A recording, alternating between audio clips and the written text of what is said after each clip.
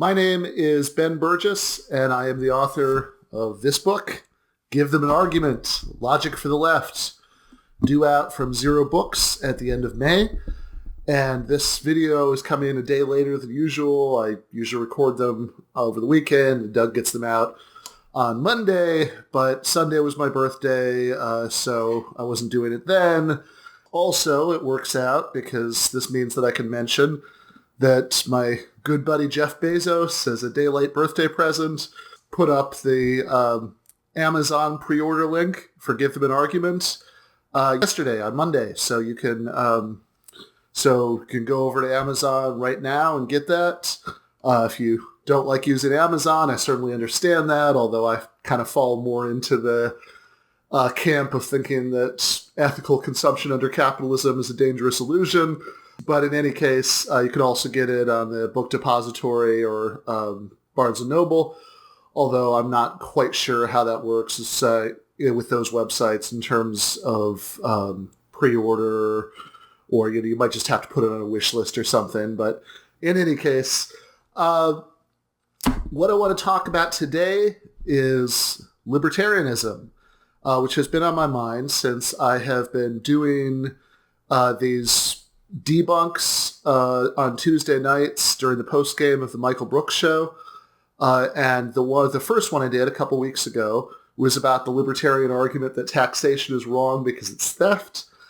And in response to that, the libertarian comedian and podcaster Dave Smith devoted about an hour and a half of his episode last week to responding to that 10-minute debunk. I'm going to be going on his show tomorrow, so that's called Part of the Problem, which goes live on YouTube, I believe, and then is later a podcast. And so you can see me, I believe, tomorrow, that's Wednesday the 10th at 4, arguing about libertarianism with Dave Smith. And tonight on the Brooks show, I'm going to be talking about a slightly different way of framing the same kind of libertarian argument that I was talking about originally, which is by talking about the non-aggression principle. But I want to focus this on something that's kind of complementary to both the original debunk on taxation as theft and tonight's debunk on the Brooks show about the non-aggression principle, because I think all of these ways of the libertarian framing their argument are all kind of center around a bigger underlying issue, which is about how to understand freedom. So now, we can argue about whether taxation is a violation of property rights. That's the theft thing, or certainly whether nationalization is a violation of property rights, or the kinds of property rights that anybody should morally care about. We could argue about whether it's aggression, but I think the underlying thing is how we understand freedom, and I thought that might be a good one for this video, since it's a way of talking about something I haven't really talked about in any of these previous videos, but it's an important tool of philosophical and political argumentation, which is what's called conceptual analysis. And the way this comes up is that oftentimes when you're debating, not to put too fine a point on it, but, charlatans, they'll insist that the first move be define your terms. Now, this is both very annoying because it obviously leads to an infinite regress problem, because if you're defining your terms, you have to use terms, and then you have to define each of them, and et cetera, et cetera, et cetera. But there's a deeper problem, which is that very often interest in philosophical and political debates are actually, as much as anything else, they're about how we should understand some important moral or political or philosophical concepts. So to put it differently, you can't start by defining your terms, because a lot of what the debate is going to be about is about how best to understand those terms. And I think this business about freedom is a perfect example. Because oftentimes in these debates, what you're doing is you're actually testing different proposed conceptual analyses of an idea. In other words, different proposed necessary and sufficient conditions for something counting as that idea. And you're testing them by thinking about examples and what they say about different examples. And rather than doing what I think libertarians often do, which is just sort of, okay, you take something that sounds like an initially plausible definition, and then you're just married to it. Death do you part, right? That, you just run with it forever and accept whatever wacky consequences follow from it. I think you should be engaged in a process of reflective equilibrium, which is a fancy way of saying that as you go along, you think about different issues. You say, okay, this sounded plausible, but this sounds plausible too. How do we kind of make both of them work? And I think that's a much smarter way to go about it. And I'm not going to try to do the thing that, you might do in a 30-page philosophy paper in this less than 10-minute video, and go through and defend, precisely necessary and sufficient conditions. But I do want to give you an idea of how I think the libertarian is getting freedom wrong, because this is important.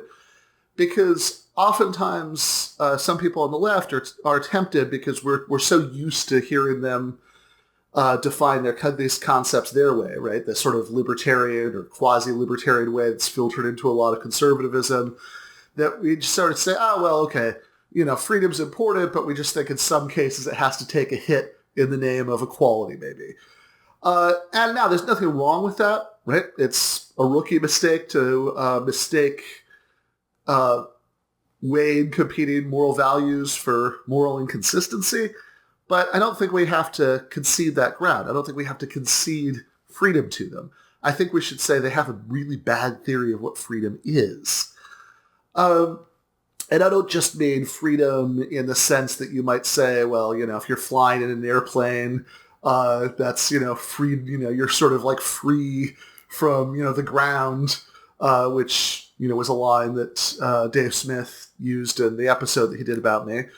But I mean that sort of core sense of freedom from coercive domination by others. What does that amount to? Well, I think the best way to understand it is substantive ability to conduct your life in the way that you choose. And a perfect way of illustrating the difference between that conception of freedom and the sort of formal, narrow, legalistic way that libertarians want to define freedom is by thinking about a libertarian bumper sticker slogan that I remember seeing a lot a couple of years ago. I think that it was associated with the Gary Johnson campaign. It's something like, libertarian. I'm a libertarian. I'm pro-choice about everything, right? So the idea is, the idea of that slogan is they're taking this idea that, progressives, lefties are going to like, which is being pro-choice about, reproductive decisions, and saying, hey, if you like that, you should want to be pro-choice about everything, which is our position. And what I want to say is not only are libertarians not really pro-choice about everything, they're not even really pro-choice about abortion. So here's what I think it would take to be really pro-choice about abortion. That you should support not only having abortion not be illegal, but you should support having it paid for, free on demand as part of a single-payer national health insurance program. And you should also support, at the very least, generous state-subsidized child care so that you don't have any financial pressures one way or the other, so people can really make a meaningfully free choice about that. Now, last point about this. Libertarian might say, well, hold on, if I get to conduct my life the way that I choose, then I get to choose not to pay, the tax that pays for the health care or the child care. And this is very much like the right to work argument that, if we don't want workers to be dominated with, different conditions for their employment they might not like, they shouldn't have to pay union dues or even agency fees for a labor union. And I think the right response is the same in both cases, which is to concede that in a certain respect, options are being limited, right? We shouldn't, go over, of course, libertarians who support right-to-work laws are being hypocrites because the right libertarian response would be, hey, if you don't like it, you don't have to take a job, with those conditions. You don't have to take a job at a union shop. But of course, leftists are vulnerable to inconsistency in the opposite direction. I think the right way to resolve the inconsistency is to say that when we talk about substantive ability to control your own life, there are trade-offs there. Ability to control in one dimension might have compensating lesser ability to control in other dimensions. But what we're really talking about is net increases versus net decreases in substantive ability to determine what happens in your life. So if you got to pay those union dues to have the job, okay, well, in that very narrow, very tiny respect, you're taking a little bit of a hit on your ability to determine what happens. But that also means that your boss has substantially less control over you. They can't make you do something that violates the contract, for example. Similarly, if you have to pay those taxes, in terms of what happens to that sliver of your bank account, you have less control over your life. But in terms of much more important dimensions of these fundamental life decisions and being able to make them without financial pressure in either direction, in that respect, you have much more control. And that's what we should be going for. That's the kind of freedom that a human being actually has a reason to care about.